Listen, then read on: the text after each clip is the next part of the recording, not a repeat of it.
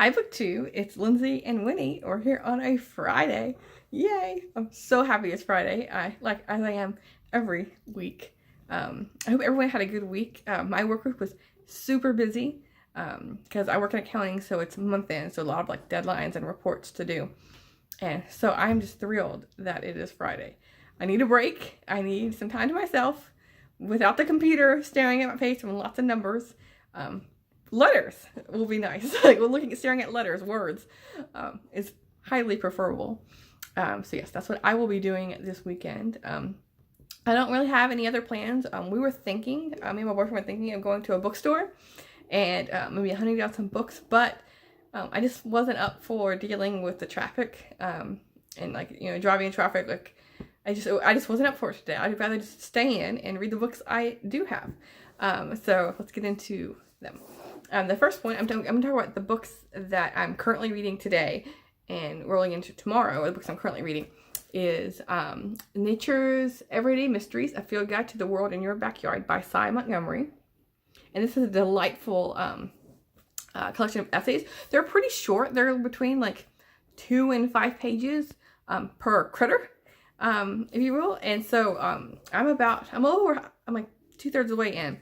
And, she talks about all sorts of things, even like mud. She talks about mosquitoes, porcupines, skunks, toads. There's all sorts of stuff that, you get little snippets of.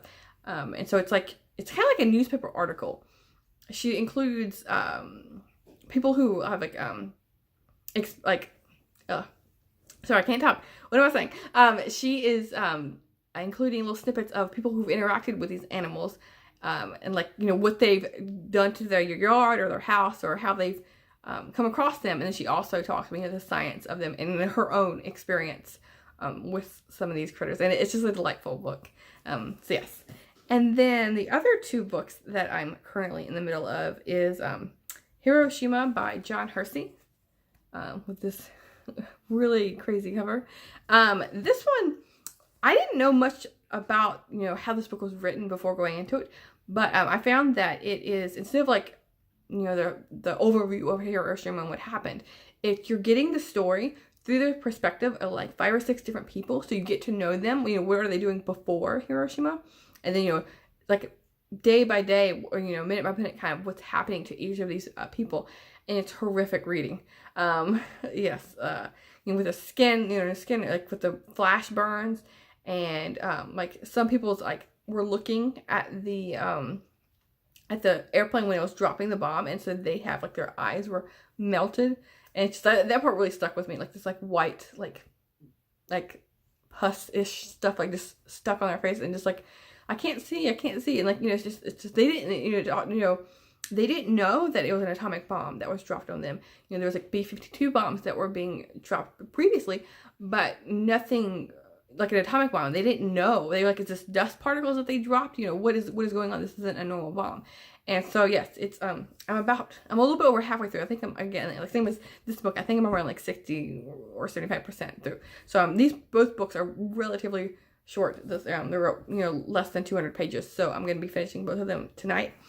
And then this other book that I'm currently reading is a bigger book, and it is equally delightful in different aspect. It's The Accidental Presidents by Jared Cohen, 8 Men Who Changed America. And I've gotten through 2 of the presidents, and I just in my 3rd chapter, as you will, of the 8. And it's all about not just who died, and the story of each of the presidents who were assassinated or died in office. And then it's also it's not just about them, but it's, of course, the accidental presidents. The prominent part of this is how they changed the government and our history, basically. She talks about, and he talks about what the original president had intended, and then the vice president who took over office, what they did. But also she mentions the other possibilities. Who was that? Who, if the vice president died, who would have taken over? Or, if the president had chosen someone else, the different possibilities, he goes into detail a bit on, the different political aspects of political mindsets of these different people, and how just one person can, you know, alter history. It's a really interesting read. So if you're interested in presidents or, you know, American history, yeah, this one's good. And then going off of, these are the 3 books I'm currently reading, and then these are the books I'm planning to pick up.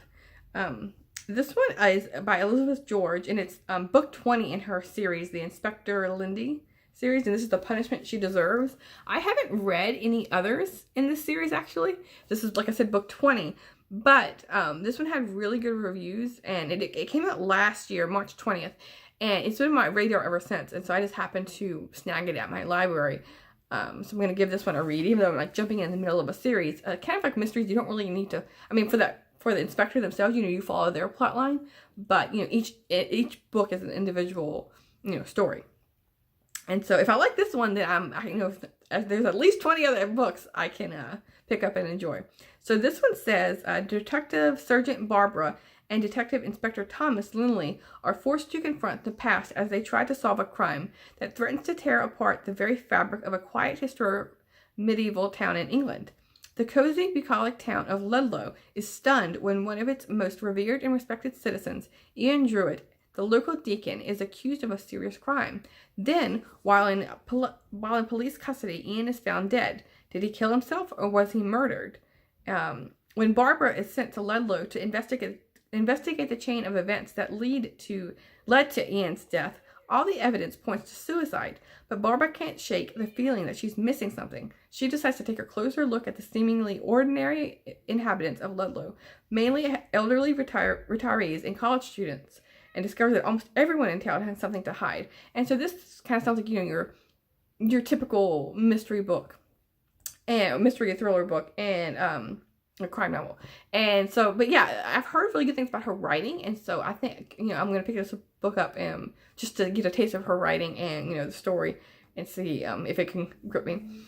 And this next book is very interesting, to say the least. It's a memoir. It's The Diving Bell and the Butterfly by Jean Dominique Bobby. And the cover doesn't really, I feel like, fit exactly with what the description says. It says, locked in syndrome. Paralyzed from head to toe, the patient, his mind intact, is imprisoned inside his own body, unable to speak or move. In my case, blinking my left eyelid is my only means of communication. And it says, Jean Dominique was the editor-in-chief of French Elle, like ELLE, the magazine, and the father of 2 young children, suffered a massive stroke and found himself paralyzed and speechless, but entirely conscious. Trapped by what doctors called locked-in syndrome, using his only functioning muscle, his left eyelid, he began dictating this remarkable story, painstakingly spelling it out, letter by letter. And so this is going to be like a, kind of like he's in prison, you know, he's locked in his body and can't do anything except blink. And so this book is written literally by him blinking. And it's like I said, this is a memoir. It's an autobiographical work. And so yeah, this cover it's kind of bizarre. Maybe I'll find out, you know, why is it called The Diving Bell and the Butterfly? If anyone knows, let me know. But yeah, I'm sure I'll find out by reading this book. It doesn't really fit, but we'll see. So yeah, these are the books I'm reading this weekend. I'm hoping to have like all my other weekends, a really low-key weekend. I don't think we'll get to that bookstore this weekend. Maybe next weekend I'll be up for driving. So I don't know. I'm not really a big fan of sitting in a car in traffic, to say the least. But just driving by itself, I'm not. I don't know. It's not for me. If I could walk everywhere, I would. But yeah, other than that, I don't think we have anything planned. No movies we're gonna see or anything. But yeah, I hope everyone's having a good weekend, and I'll see you soon. Thanks too.